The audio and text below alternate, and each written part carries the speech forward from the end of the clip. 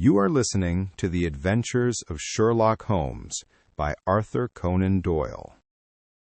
Adventure 12. The Adventure of the Copper Beeches.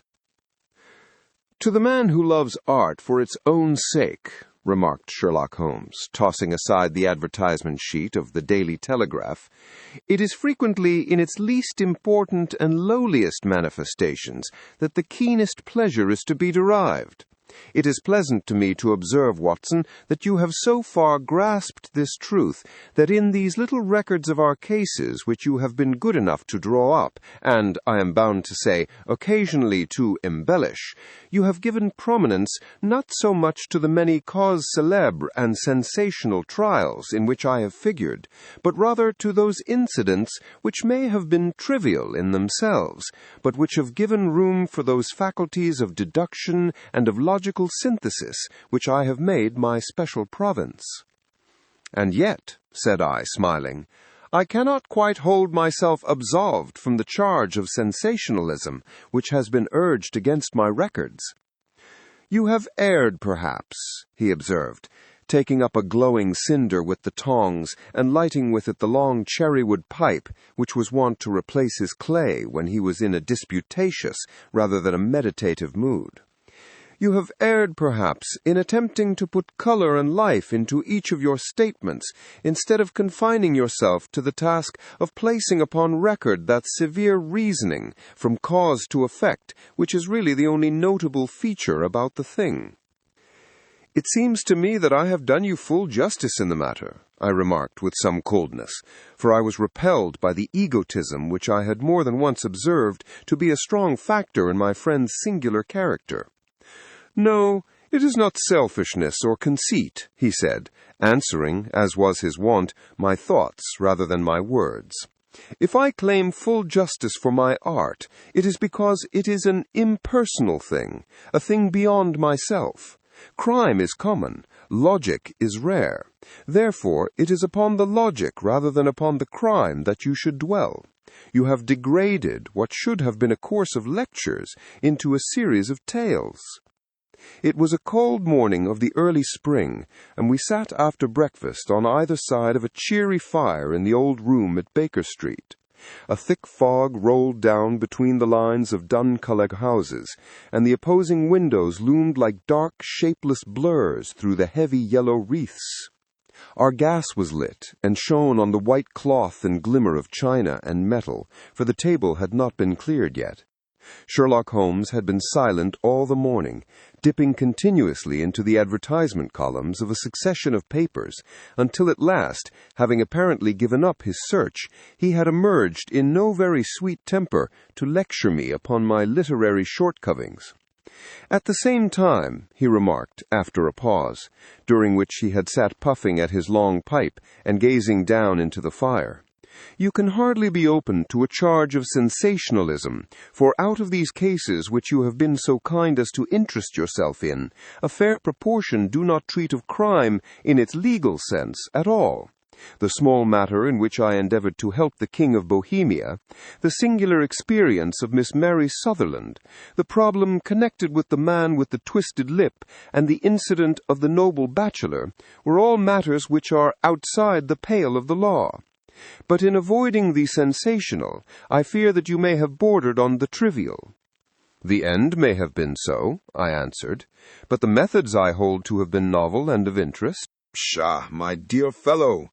What to the public, the great unobservant public, who could hardly tell a weaver by his tooth or a compositor by his left thumb, care about the finer shades of analysis and deduction? But indeed, if you are trivial, I cannot blame you, for the days of the great cases are past. Man, or at least criminal man, has lost all enterprise and originality. As to my own little practice, it seems to be degenerating into an agency for recovering lost lead pencils and giving advice to young ladies from boarding schools. I think that I have touched bottom at last, however. This note I had this morning marks my 0 point, I fancy. Read it." He tossed a crumpled letter across to me. It was dated from Montague Place upon the preceding evening, and ran thus: "Dear Mr. Holmes, I am very anxious to consult you as to whether I should or should not accept a situation which has been offered to me as governess. I shall call at 10:30 tomorrow if I do not inconvenience you. Yours faithfully, Violet Hunter. Do you know the young lady? I asked.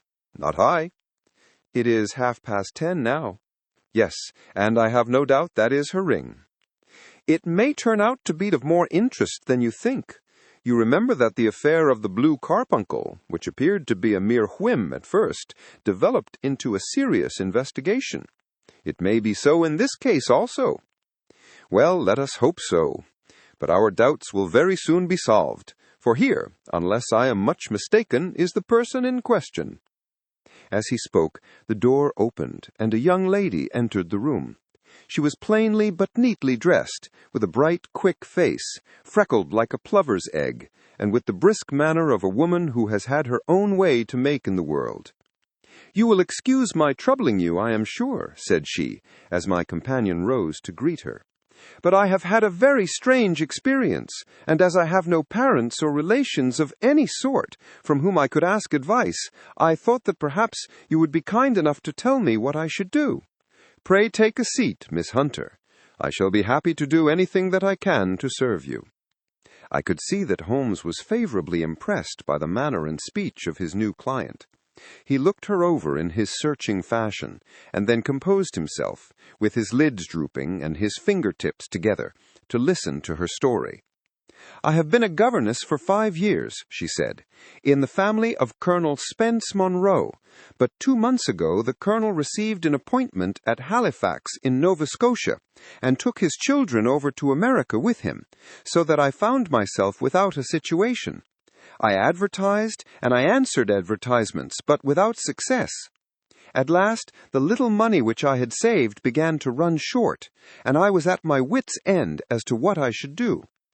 There is a well-known agency for governesses in the West End, called Westaway's, and there I used to call about once a week in order to see whether anything had turned up which might suit me. Westaway was the name of the founder of the business, but it is really managed by Miss Stoper. She sits in her own little office, and the ladies who are seeking employment wait in an anteroom, and are then shown in one by one, when she consults her ledgers and sees whether she has anything which would suit them. Well, when I called last week, I was shown into the little office as usual, but I found that Miss Stoper was not alone. A prodigiously stout man with a very smiling face and a great heavy chin, which rolled down in fold upon fold over his throat, sat at her elbow with a pair of glasses on his nose, looking very earnestly at the ladies who entered. As I came in, he gave quite a jump in his chair and turned quickly to Miss Stoper. "That will do," he said. "I could not ask for anything better. Capital, capital." He seemed quite enthusiastic and rubbed his hands together in the most genial fashion. He was such a comfortable-looking man that it was quite a pleasure to look at him. "You are looking for a situation, miss?" he asked. "Yes, sir." "As governess?" "Yes, sir." "And what salary do you ask?" "I had £4 a month in my last place with Colonel Spence Monroe." "Oh, tut, tut, sweating, rank sweating," he cried, throwing his fat hands into the air like a man who is in a boiling passion. "How could anyone offer so pitiful a sum to a lady with such attractions and accomplishments?" "My accomplishments, sir, may be less than you imagine," said I. "A little French, a little German, music, and drawing." "Tut, tut," he cried, "this is all quite beside the question. The point is, have you or have you not the bearing and deportment of a lady? There it is in a nutshell. If you have not, you are not fitted for the rearing of a child who may some day play a considerable part in the history of the country. But if you have, why then, how could any gentleman ask you to condescend to accept anything under the 3 figures? Your salary with me, madam, would commence at £100 a year." You may imagine, Mr. Holmes, that to me, destitute as I was, such an offer seemed almost too good to be true. The gentleman, however, seeing perhaps the look of incredulity upon my face, opened a pocket-book and took out a note. "It is also my custom," said he, smiling in the most pleasant fashion, until his eyes were just two little shining slits amid the white creases of his face, "to advance to my young ladies half their salary beforehand, so that they may meet any little expenses of their journey and their wardrobe." It seemed to me that I had never met so fascinating and so thoughtful a man. As I was already in debt to my tradesmen, the advance was a great convenience, and yet there was something unnatural about the whole transaction which made me wish to know a little more before I quite committed myself. "May I ask where you live, sir?" said I. "Hampshire, charming rural place, the Copper Beeches, 5 miles on the far side of Winchester. It is the most lovely country, my dear young lady, and the dearest old country house. And my duties, sir, I should be glad to know what they would be. One child, one dear little romper, just 6 years old. Oh, if you could see him killing cockroaches with a slipper, smack, smack, smack, 3 gone before you could wink." He leaned back in his chair and laughed his eyes into his head again. I was a little startled at the nature of the child's amusement, but the father's laughter made me think that perhaps he was joking. "My sole duties, then," I asked, "are to take charge of a single child?" "No, no, not the sole, my dear young lady," he cried. "Your duty would be, as I am sure your good sense would suggest, to obey any little commands my wife might give, provided always that they were such commands as a lady might with propriety obey. You see no difficulty, hey?" "I should be happy to make myself useful." "Quite so. In dress now, for example. We are faddy people, you know, faddy but kind-hearted. If you were asked to wear any dress which we might give you, you would not object to our little whim, hey?" "No," said I, considerably astonished at his words. "Or to sit here, or to sit there, that would not be offensive to you?" "Oh, no." "Or to cut your hair quite short before you come to us?" I could hardly believe my ears. "As you may observe, Mr. Holmes, my hair is somewhat luxuriant, and of a rather peculiar tint of chestnut. It has been considered artistic. I could not dream of sacrificing it in this offhand fashion." "I am afraid that is quite impossible," I said. He had been watching me eagerly out of his small eyes, and I could see a shadow pass over his face as I spoke. "I am afraid that it is quite essential," said he. "It is a little fancy of my wife's, and ladies' fancies, you know, madam, ladies' fancies must be consulted. And so you won't cut your hair?" "No, sir, I really could not," I answered firmly. "Ah, very well. Then that quite settles the matter. It is a pity, because in other respects you would really have done very nicely. In that case, Miss Stoper, I had best inspect a few more of your young ladies."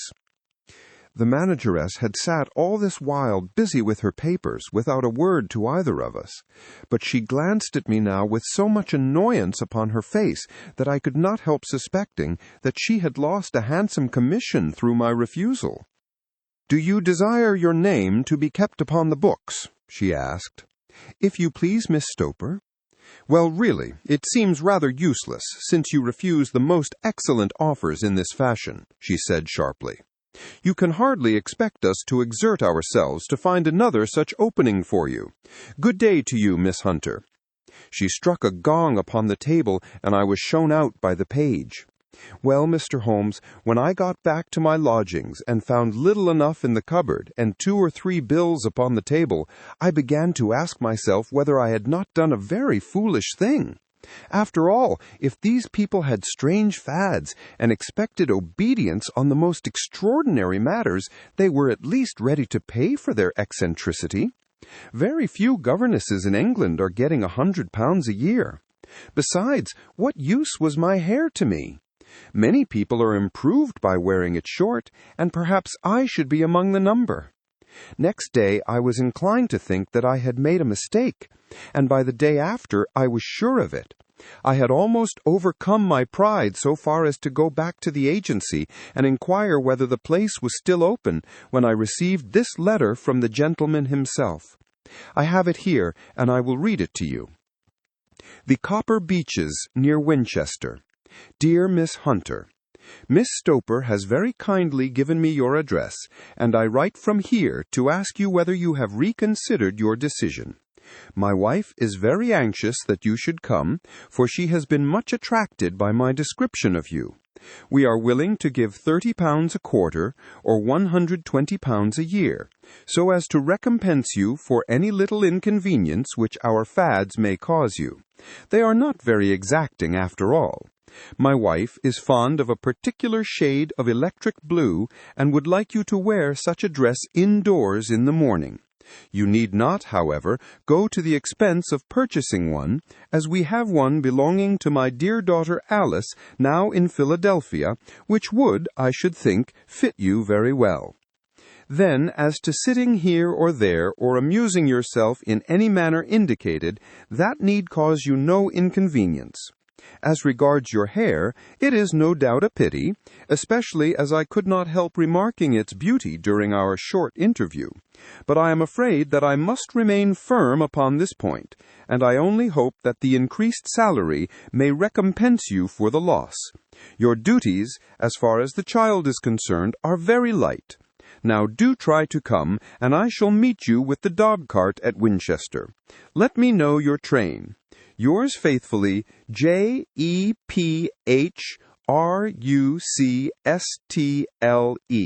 That is the letter which I have just received, Mr. Holmes, and my mind is made up that I will accept it. I thought, however, that before taking the final step, I should like to submit the whole matter to your consideration. Well, Miss Hunter, if your mind is made up, that settles the question, said Holmes, smiling. But you would not advise me to refuse. I confess that it is not the situation which I should like to see a sister of mine apply for. What is the meaning of it all, Mr. Holmes? Ah, I have no data. I cannot tell. Perhaps you have yourself formed some opinion. Well, there seems to me to be only one possible solution. Mr. Rucastle seemed to be a very kind, good-natured man. Is it not possible that his wife is a lunatic, that he desires to keep the matter quiet for fear she should be taken to an asylum, and that he humors her fancies in every way in order to prevent an outbreak? That is a possible solution. In fact, as matters stand, it is the most probable one. But in any case, it does not seem to be a nice household for a young lady. But the money, Mr. Holmes, the money. Well, yes, of course, the pay is good, too good. That is what makes me uneasy. Why should they give you £120 a year when they could have their pick for £40? There must be some strong reason behind. I thought that if I told you the circumstances, you would understand afterwards if I wanted your help. I should feel so much stronger if I felt that you were at the back of me. Oh, you may carry that feeling away with you. I assure you that your little problem promises to be the most interesting which has come my way for some months. There is something distinctly novel about some of the features. If you should find yourself in doubt or in danger— Danger? What danger do you foresee? Holmes shook his head gravely. It would cease to be a danger if we could define it, said he. But at any time, day or night, a telegram would bring me down to your help. That is enough. She rose briskly from her chair, with the anxiety all swept from her face. I shall go down to Hampshire quite easy in my mind now. I shall write to Mr. Rucastle at once, sacrifice my poor hair tonight, and start for Winchester tomorrow. With a few grateful words to Holmes, she bade us both good night, and bustled off upon her way. At least, said I, as we heard her quick, firm steps descending the stairs, she seems to be a young lady who is very well able to take care of herself. And she would need to be, said Holmes gravely. I am much mistaken if we do not hear from her before many days are past. It was not very long before my friend's prediction was fulfilled.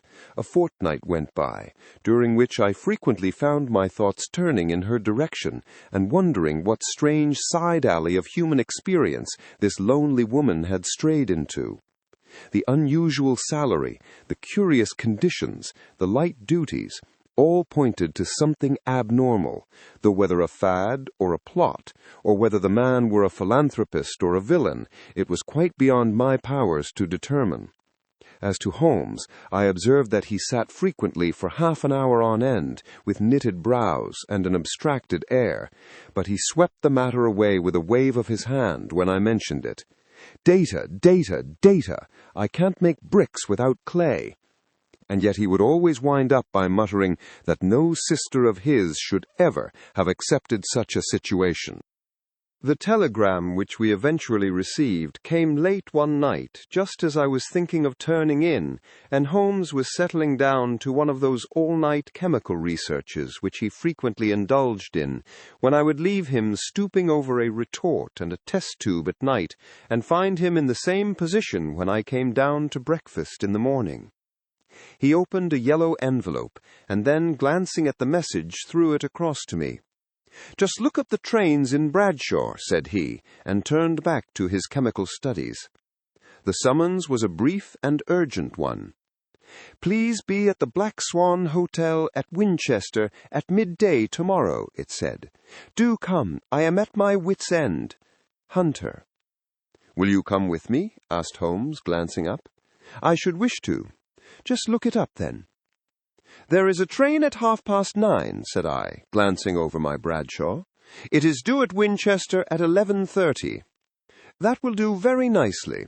Then perhaps I had better postpone my analysis of the acetones, as we may need to be at our best in the morning." By 11 o'clock the next day we were well upon our way to the old English capital. Holmes had been buried in the morning papers all the way down, but after we had passed the Hampshire border, he threw them down and began to admire the scenery. It was an ideal spring day, a light blue sky flecked with little fleecy white clouds drifting across from west to east. The sun was shining very brightly, and yet there was an exhilarating nip in the air, which set an edge to a man's energy. All over the countryside, away to the rolling hills around Aldershot, the little red and grey roofs of the farmsteadings peeped out from amid the light green of the new foliage. "Are they not fresh and beautiful?" I cried, with all the enthusiasm of a man fresh from the fogs of Baker Street. But Holmes shook his head gravely. "Do you know, Watson," said he, "that it is one of the curses of a mind with a turn like mine, that I must look at everything with reference to my own special subject. You look at these scattered houses, and you are impressed by their beauty. I look at them, and the only thought which comes to me is a feeling of their isolation and of the impunity with which crime may be committed there." "Good heavens!" I cried. "Who would associate crime with these dear old homesteads?" "They always fill me with a certain horror. It is my belief, Watson, founded upon my experience, that the lowest and vilest alleys in London do not present a more dreadful record of sin than does the smiling and beautiful countryside. You horrify me. But the reason is very obvious. The pressure of public opinion can do in the town what the law cannot accomplish. There is no lane so vile that the scream of a tortured child or the thud of a drunkard's blow does not beget sympathy and indignation among the neighbors, and then the whole machinery of justice is ever so close that a word of complaint can set it going, and there is but a step between the grime and the dock. But look at these lonely houses, each in its own fields, filled for the most part with poor ignorant folk who know little of the law. Think of the deeds of hellish cruelty, the hidden wickedness which may go on, year in, year out in such places, and none the wiser. Had this lady, who appeals to us for help, gone to live in Winchester, I should never have had a fear for her. It is the 5 miles of country which makes the danger. Still, it is clear that she is not personally threatened. No, if she can come to Winchester to meet us, she can get away. Quite so. She has her freedom. What _can_be_ the matter, then? Can you suggest no explanation? I have devised 7 separate explanations, each of which would cover the facts as far as we know them. But which of these is correct can only be determined by the fresh information which we shall no doubt find waiting for us. Well, there is the tower of the cathedral, and we shall soon learn all that Miss Hunter has to tell. The Black Swan is an inn of repute in the High Street, at no distance from the station, and there we found the young lady waiting for us. She had engaged a sitting-room, and our lunch awaited us upon the table. "I am so delighted that you have come," she said earnestly. "It is so very kind of you both, but indeed I do not know what I should do. Your advice will be altogether invaluable to me. Pray tell us what has happened to you." "I will do so, and I must be quick, for I have promised Mr. Rucastle to be back before 3. I got his leave to come into town this morning, though he little knew for what purpose. Let us have everything in its due order." Holmes thrust his long, thin legs out towards the fire, and composed himself to listen. "In the first place, I may say that I have met, on the whole, with no actual ill treatment from Mr. and Mrs. Rucastle. It is only fair to them to say that. But I cannot understand them, and I am not easy in my mind about them." "What can you not understand?" "Their reasons for their conduct. But you shall have it all just as it occurred. When I came down, Mr. Rucastle met me here and drove me in his dog-cart to the Copper Beeches. It is, as he said, beautifully situated, but it is not beautiful in itself, for it is a large square block of a house, whitewashed, but all stained and streaked with damp and bad weather. There are grounds round it, woods on 3 sides, and on the 4th a field which slopes down to the Southampton high road, which curves past about 100 yards from the front door. This ground in front belongs to the house, but the woods all around are part of Lord Southerton's preserves. A clump of copper beeches immediately in front of the hall door has given its name to the place.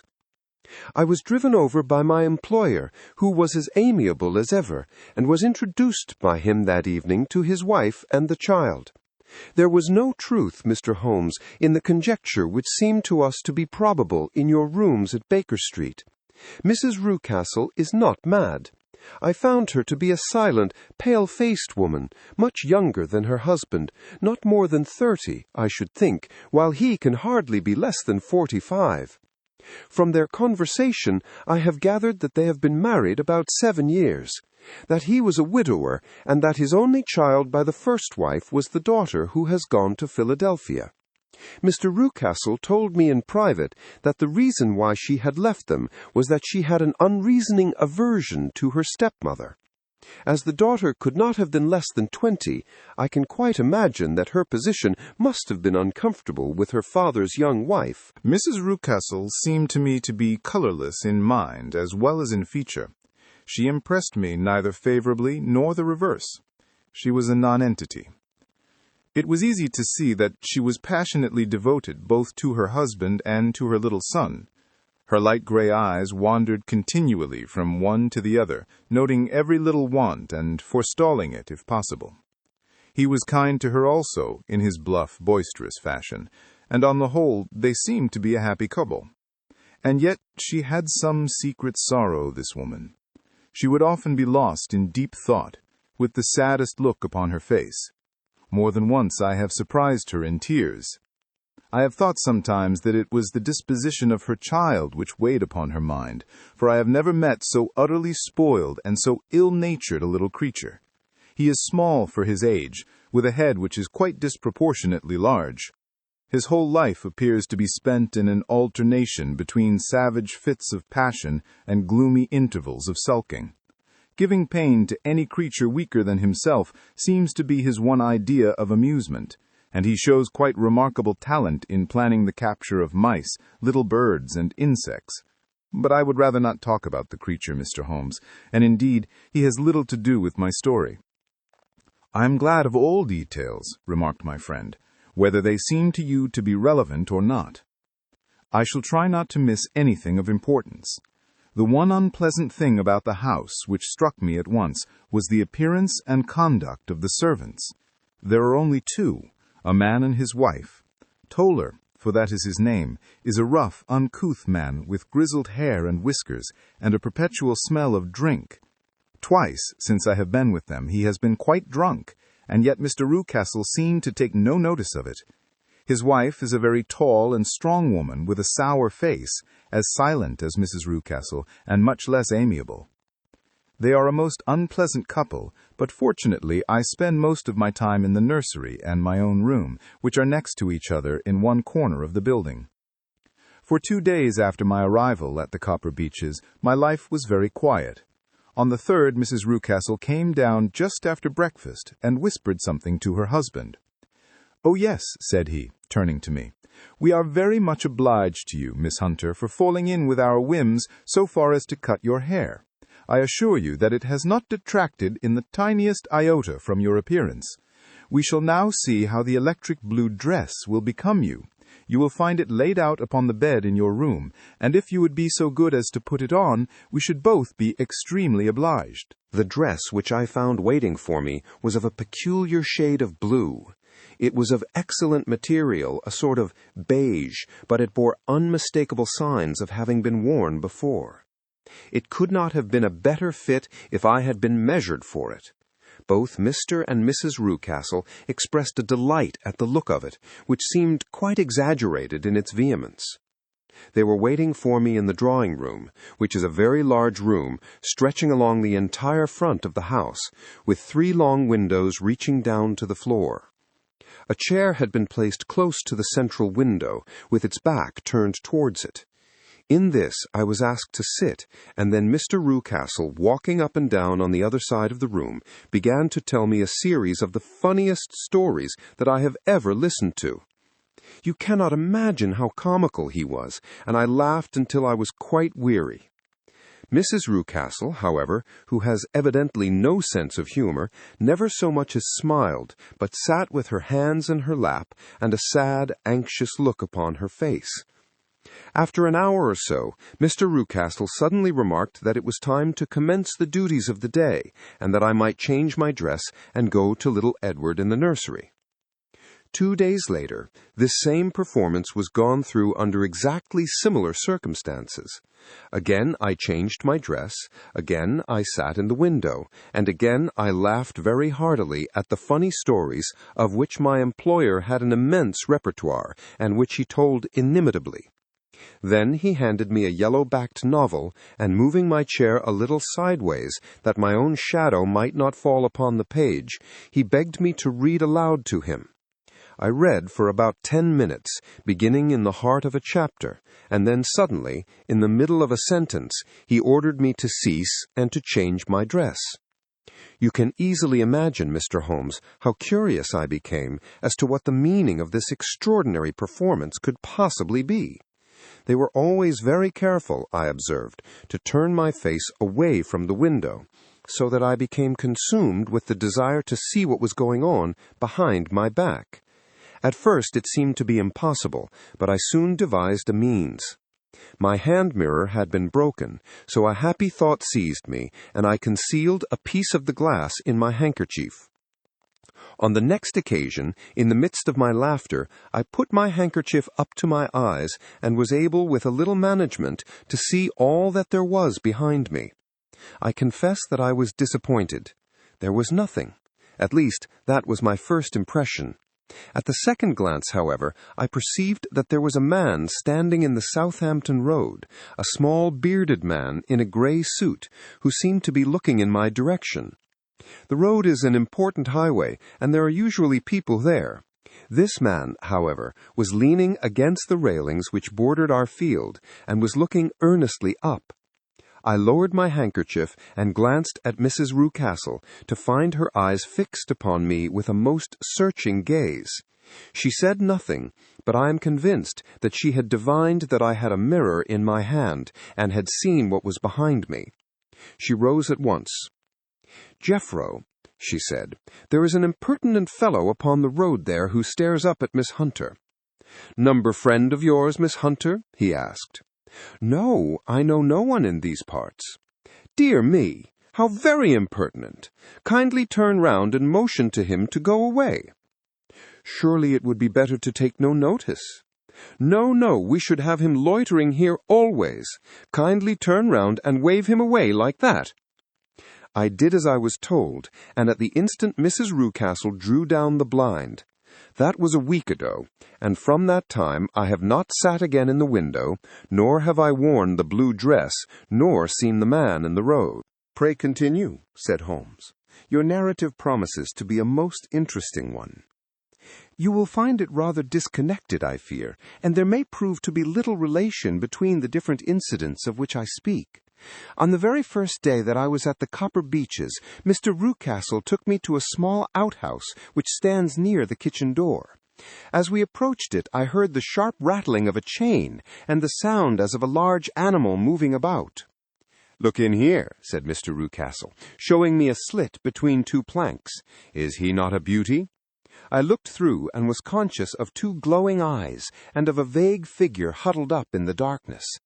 "Don't be frightened," said my employer, laughing at the start which I had given.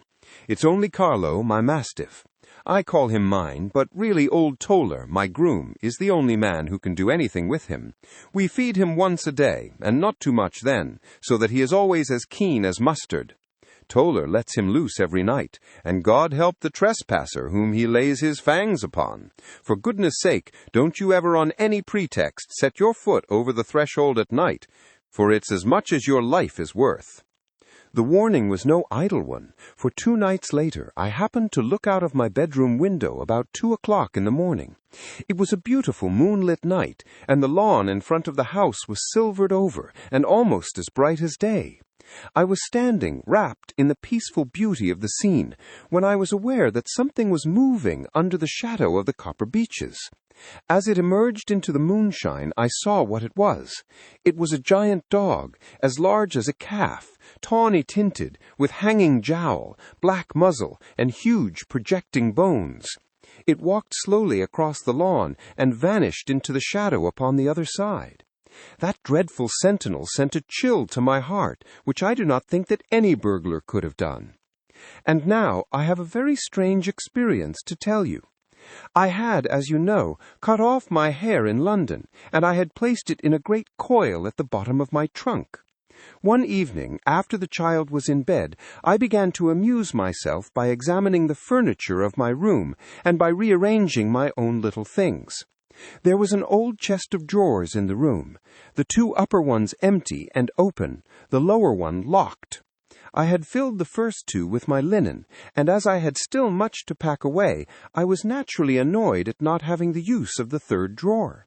It struck me that it might have been fastened by a mere oversight, so I took out my bunch of keys and tried to open it.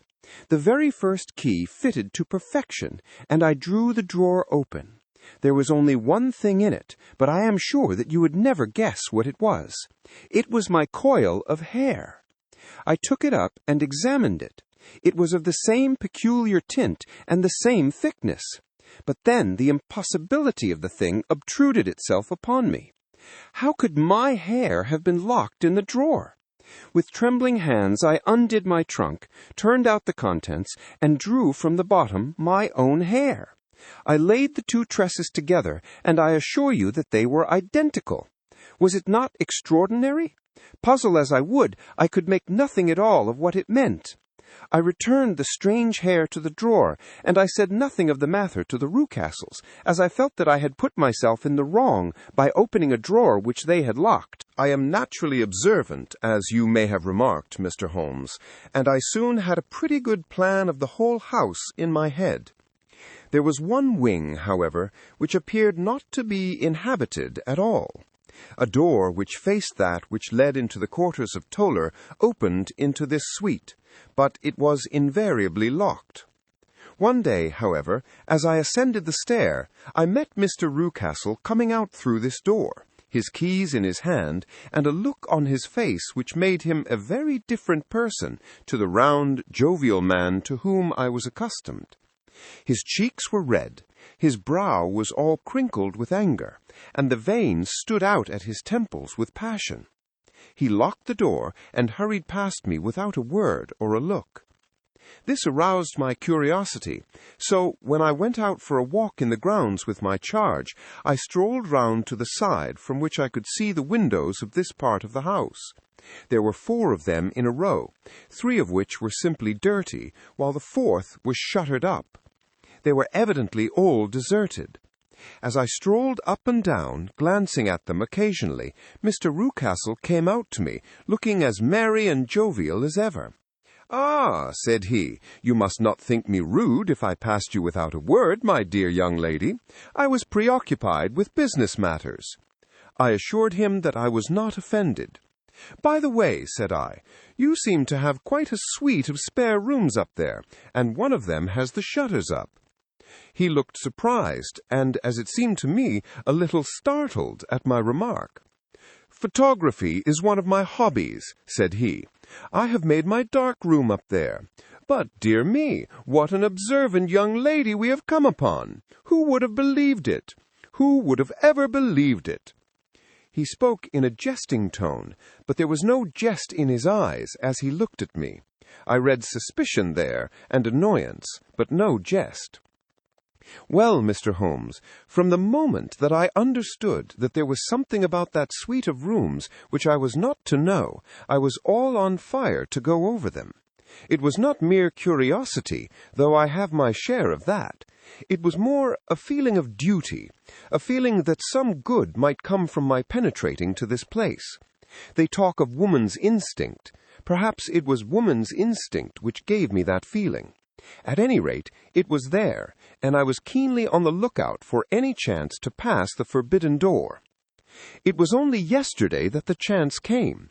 I may tell you that, besides Mr. Rucastle, both Toller and his wife find something to do in these deserted rooms, and I once saw him carrying a large black linen bag with him through the door.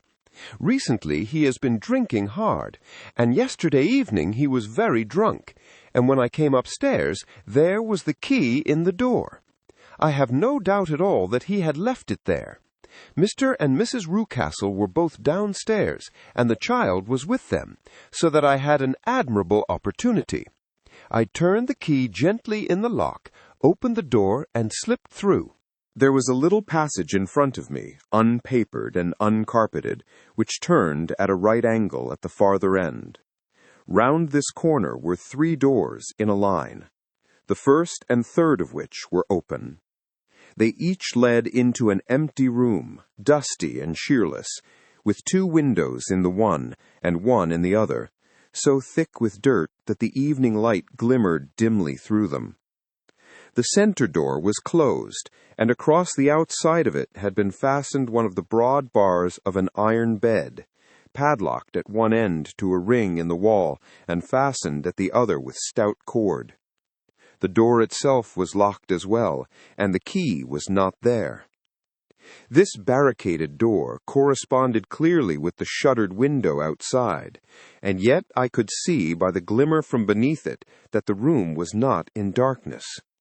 Evidently there was a skylight which let in light from above. As I stood in the passage, gazing at the sinister door and wondering what secret it might veil, I suddenly heard the sound of steps within the room, and saw a shadow pass backward and forward against the little slit of dim light which shone out from under the door. A mad, unreasoning terror rose up in me at the sight, Mr. Holmes. My overstrung nerves failed me suddenly, and I turned and ran as though some dreadful hand were behind me, clutching at the skirt of my dress. I rushed down the passage, through the door, and straight into the arms of Mr. Rucastle, who was waiting outside. "So," said he, smiling, "it was you, then? I thought that it must be when I saw the door open." "Oh, I am so frightened," I panted. "My dear young lady, my dear young lady!" You cannot think how caressing and soothing his manner was. "And what has frightened you, my dear young lady?" But his voice was just a little too coaxing. He overdid it. I was keenly on my guard against him. "I was foolish enough to go into the empty wing," I answered, "but it is so lonely and eerie in this dim light that I was frightened and ran out again. Oh, it is so dreadfully still in there." "Only that?" said he, looking at me keenly. "Why, what did you think?" I asked. "Why do you think that I lock this door?" "I am sure that I do not know. It is to keep people out who have no business there, do you see?" He was still smiling in the most amiable manner.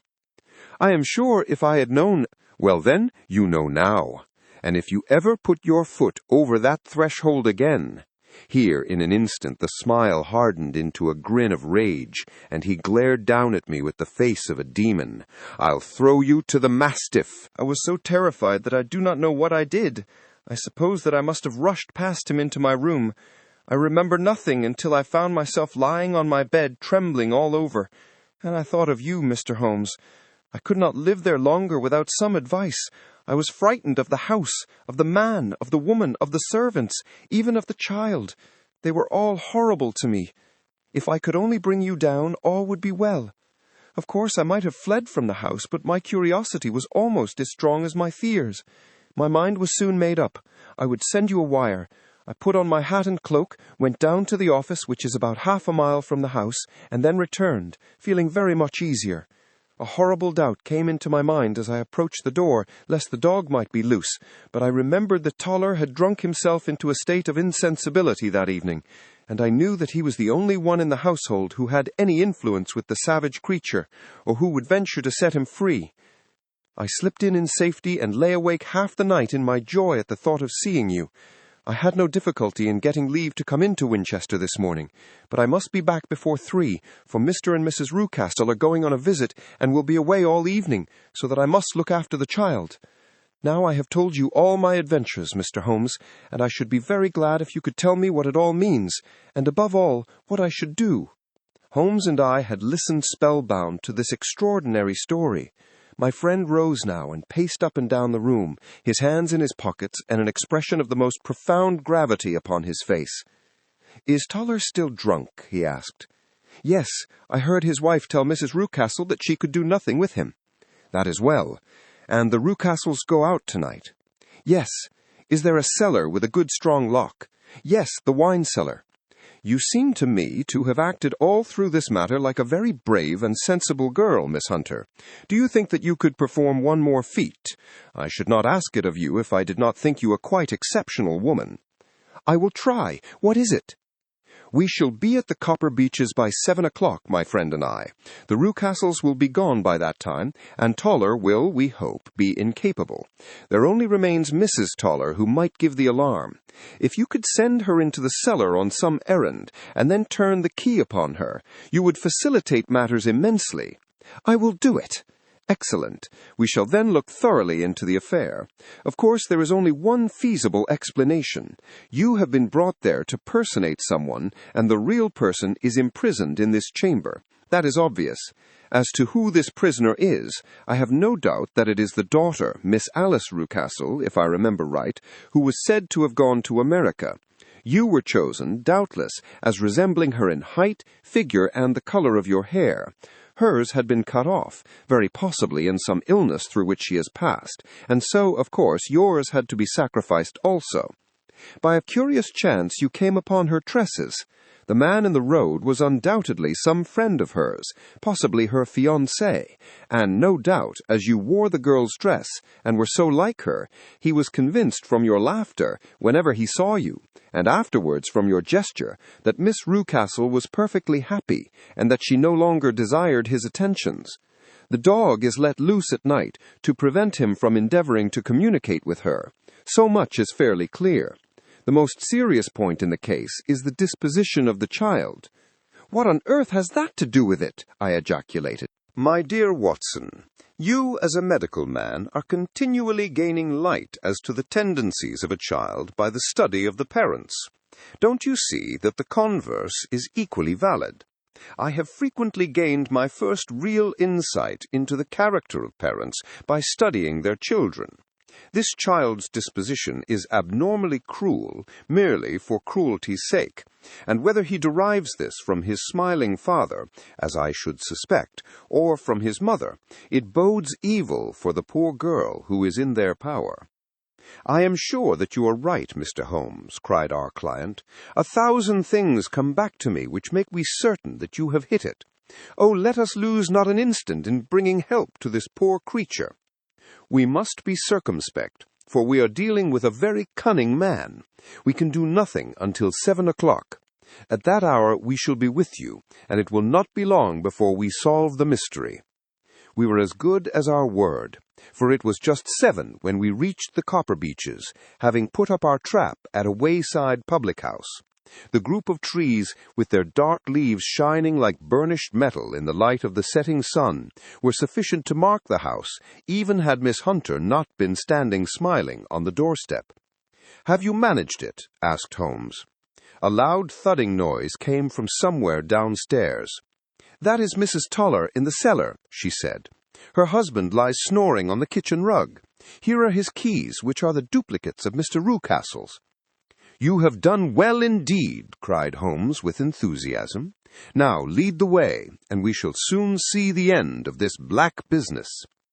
We passed up the stair, unlocked the door, followed on down a passage, and found ourselves in front of the barricade which Miss Hunter had described. Holmes cut the cord and removed the transverse bar. Then he tried the various keys in the lock, but without success. No sound came from within, and at the silence Holmes' face clouded over. "I trust that we are not too late," said he. "I think, Miss Hunter, that we had better go in without you. Now, Watson, put your shoulder to it, and we shall see whether we can not make our way in." It was an old rickety door, and gave at once before our united strength. Together we rushed into the room.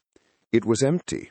There was no furniture save a little pallet bed, a small table, and a basket full of linen. The skylight above was open, and the prisoner gone.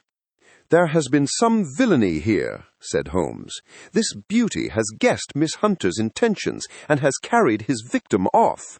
But how? Through the skylight. We shall soon see how he managed it." He swung himself up onto the roof. "Ah, yes," he cried. "Here's the end of a long light ladder against the eaves. That is how he did it." "But it is impossible," said Miss Hunter. "The ladder was not there when the Rucastles went away." "He has come back and done it. I tell you that he is a clever and dangerous man. I should not be very much surprised if this were he whose step I hear now upon the stair. I think, Watson, that it would be as well for you to have your pistol ready." The words were hardly out of his mouth before a man appeared at the door of the room, a very fat and burly man, with a heavy stick in his hand. Miss Hunter screamed and shrunk against the wall at the sight of him, but Sherlock Holmes sprang forward and confronted him. "You villain," said he, "where's your daughter?" The fat man cast his eyes round and then up at the open skylight. "It is for me to ask you that, you thieves! Spies and thieves! I have caught you, have I? You are in my power. I'll serve you." He turned and clattered down the stairs as hard as he could go. "He's gone for the dog," cried Miss Hunter. "I'll have my revolver," said I. "Better close the front door," cried Holmes, and we all rushed down the stairs together. We had hardly reached the hall when we heard the baying of a hound, and then a scream of agony, with a horrible worrying sound, which it was dreadful to listen to. An elderly man with a red face and shaking limbs came staggering out at a side door. "My God!" he cried. "Someone has loosed the dog. It's not been fed for 2 days. Quick, quick, or it'll be too late." Holmes and I rushed out and round the angle of the house, with Toller hurrying behind us. There was the huge, famished brute, its black muzzle buried in Rucastle's throat, while he writhed and screamed upon the ground. Running up, I blew its brains out, and it fell over with its keen white teeth still meeting in the great creases of his neck. With much labor we separated them and carried him, living but horribly mangled, into the house. We laid him upon the drawing-room sofa, and having dispatched the sobered Toller to bear the news to his wife, I did what I could to relieve his pain. We were all assembled round him when the door opened and a tall, gaunt woman entered the room. "Mrs. Toller!" cried Miss Hunter. "Yes, miss. Mr. Rucastle let me out when he came back before he went up to you. Ah, miss, it is a pity you didn't let me know what you were planning, for I would have told you that your pains were wasted." "Ha!" said Holmes, looking keenly at her. "It is clear that Mrs. Toller knows more about this matter than anyone else." "Yes, sir, I do, and I am ready enough to tell what I know." "Then pray sit down and let us hear it, for there are several points on which I must confess that I am still in the dark."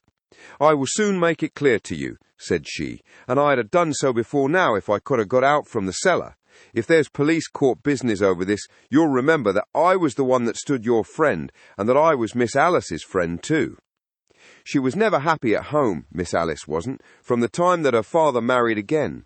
She was slighted like, and had no say in anything, but it never really became bad for her until after she met Mr. Fowler at a friend's house. As well as I could learn, Miss Alice had rights of her own by will, but she was so quiet and patient, she was, that she never said a word about them, but just left everything in Mr. Rucastle's hands. He knew he was safe with her, but when there was a chance of a husband coming forward who would ask for all that the law would give him, then her father thought it time to put a stop on it. He wanted her to sign a paper so that whether she married or not, he could use her money. When she wouldn't do it, he kept on worrying her until she got brain fever and for 6 weeks was at death's door. Then she got better at last, all worn to a shadow and with her beautiful hair cut off. But that didn't make no change in her young man, and he stuck to her as true as man could be." "Ah," said Holmes, "I think that what you've been good enough to tell us makes the matter fairly clear, and that I can deduce all that remains. Mr. Rucastle, then, I presume, took to this system of imprisonment." "Yes, sir." "And brought Miss Hunter down from London in order to get rid of the disagreeable persistence of Mr. Fowler." "That was it, sir. But Mr. Fowler, being a persevering man, as a good seaman should be, blockaded the house, and having met you, succeeded, by certain arguments, metallic or otherwise, in convincing you that your interests were the same as his." "Mr. Fowler was a very kind-spoken, free-handed gentleman," said Mrs. Toller serenely. "And in this way he managed that your good man should have no want of drink, and that a ladder should be ready at the moment when your master had gone out." "You have it, sir, just as it happened." "I'm sure we owe you an apology, Mrs. Toller," said Holmes, "for you have certainly cleared up everything which puzzled us. And here comes the country surgeon and Mrs. Rucastle. So I think, Watson, that we had best escort Miss Hunter back to Winchester, as it seems to me that our locus standi now is rather a questionable one." And thus was solved the mystery of the sinister house with the copper beeches in front of the door. Mr. Rucastle survived, but was always a broken man, kept alive solely through the care of his devoted wife. They still live with their old servants, who probably know so much of Rucastle's past life that he finds it difficult to part from them. Mr. Fowler and Miss Rucastle were married by special license in Southampton the day after their flight, and he is now the holder of a government appointment in the island of Mauritius. As to Miss Violet Hunter, my friend Holmes, rather to my disappointment, manifested no further interest in her when once she had ceased to be the center of one of his problems, and she is now the head of a private school at Walsall, where I believe that she has met with considerable success. You've reached the end of this audiobook. Thank you for listening. If you enjoyed it, consider subscribing for more classic audiobooks. Until next time.